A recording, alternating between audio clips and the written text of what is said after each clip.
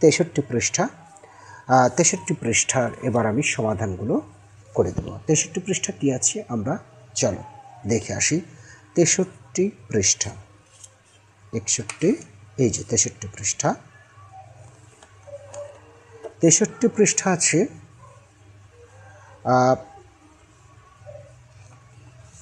যোগ সম্পর্কিত সমাধান।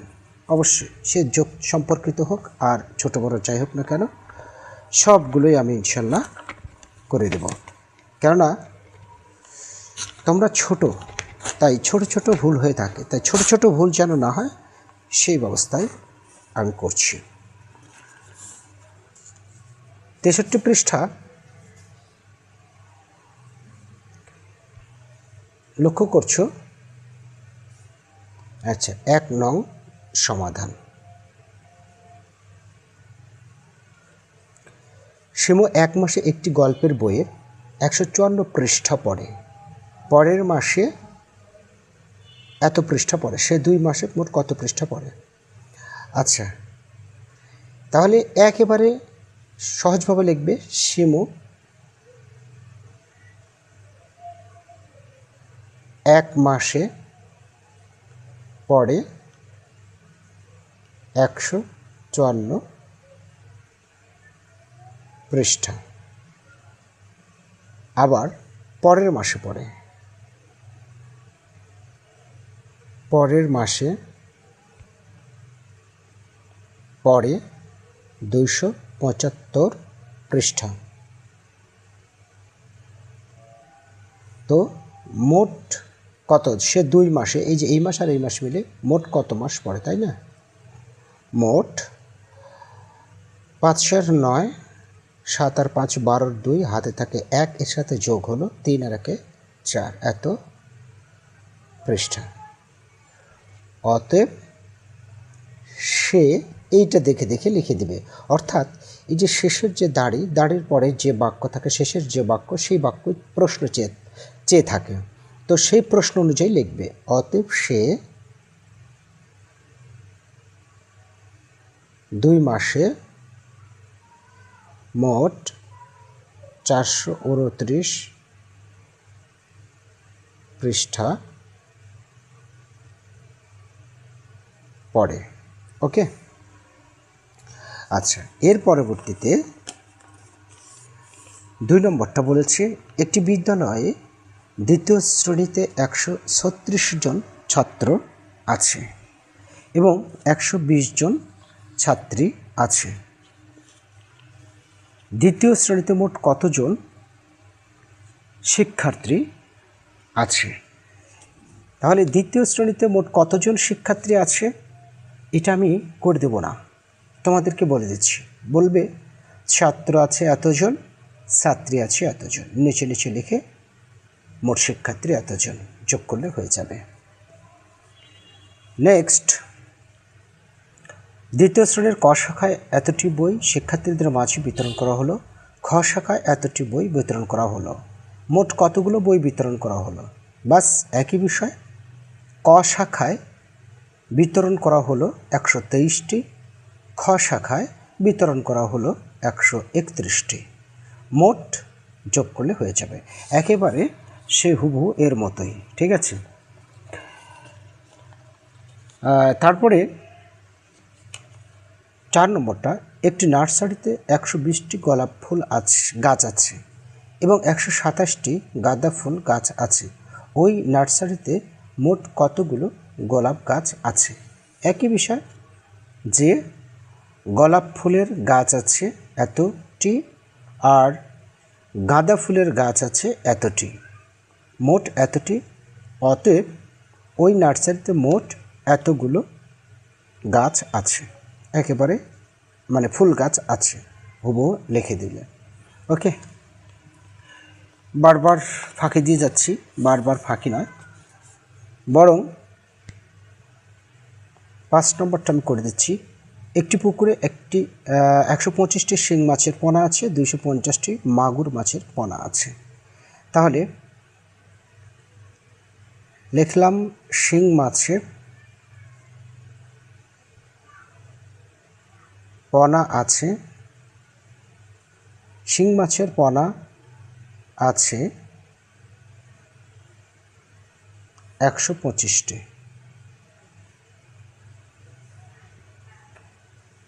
আর মাগুর মাছের পোনা আছে 250টি।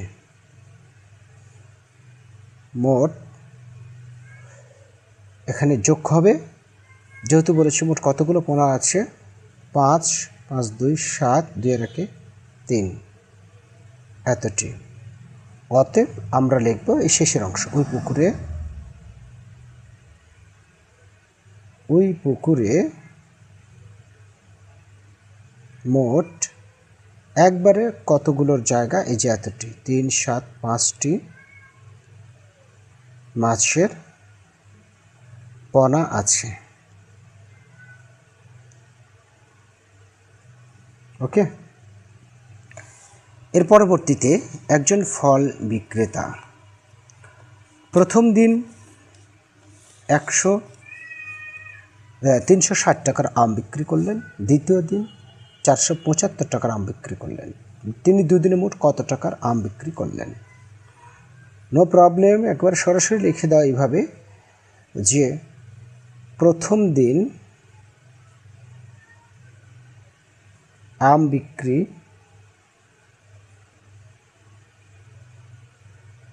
করলেন 360 টাকার, আর দ্বিতীয় দিন আম বিক্রি করলেন 475 টাকার। এটা যোগ হবে, যেহেতু 2 দিনে কত তাই যোগ, এখানে মোট শুধু লিখে দেব। এখানে 5 7 6 13 3, হাতে থাকে 1 4 4 8, এত টাকা, মোট এত টাকার।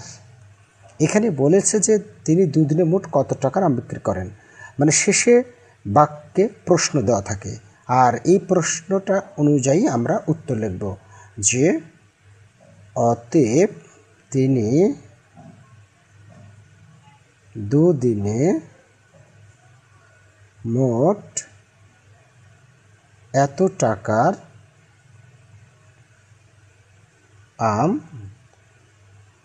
বিক্রি করেন। ওকে, আচ্ছা, এবারে লক্ষ্য করছো একটি গ্রামে লোক সংখ্যা 400 জন, আরেকটি গ্রামের লোক সংখ্যা 320 জন। 2 গ্রামের মোট লোক সংখ্যা কত? তাহলে লিখবে একটি গ্রামের লোক সংখ্যা 400 জন, নিচে লিখবে আরেকটি গ্রামের লোক সংখ্যা 320 জন, মানে এটার নিচে হুবহু এটা লিখে দেবে, দিয়ে টান দিয়ে যোগলে মোট এত, তাই না? আর উত্তর লিখবে 2 গ্রামের মোট জনসংখ্যা এত জন, যেটা যোগ করে বের হবে। এখানে একটু কথা বলেছে, এত এবং এত যোগটি দিয়ে একটি গল্প তৈরি করো। তুমি তোমার মতো করে গল্প তৈরি করতে পারবে। যে এরকম একটা গল্প তৈরি করে দিতে পারো যে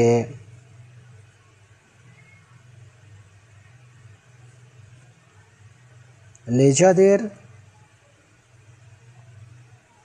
পুকুরে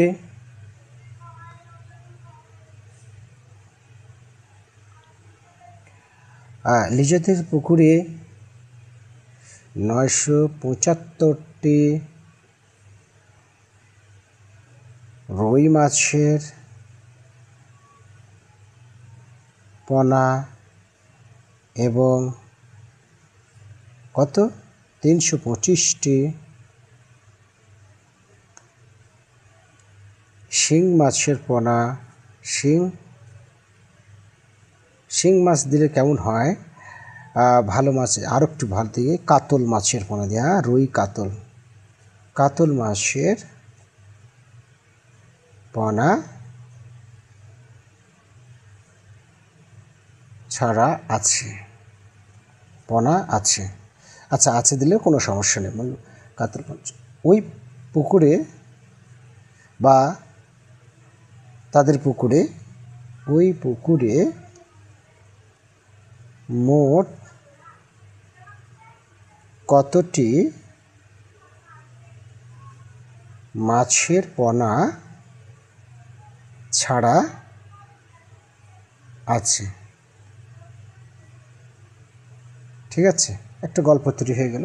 একেবারে নিজের মতো করে গল্প তৈরি করবে। ওকে, তাহলে শিক্ষার্থী বন্ধুরা আজকে এ পর্যন্তই। আগামী দিনে এই পৃষ্ঠার আলোকে কিছু টেকনিক্যাল অঙ্ক তৈরি করা হয়েছে, যেটা আগামী ক্লাসে তুলে ধরা হবে। ভালো থেকো সবসময় সর্বদা। তোমাদের অ্যাম্বিশন পূরণ হোক এই প্রত্যাশায়। আল্লাহ হাফেজ।